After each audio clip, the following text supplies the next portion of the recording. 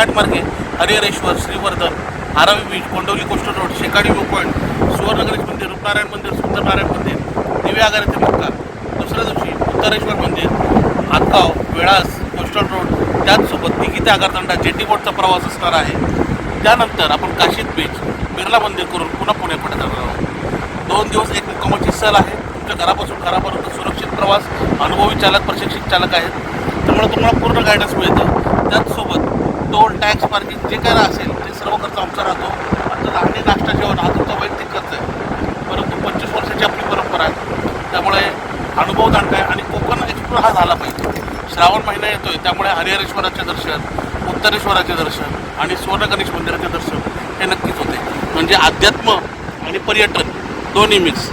तर आजच बुक करा आपली कोकण सहल 7620 88 0080 या क्रमांकावर. भेटूयात आपल्या सहलीमध्ये.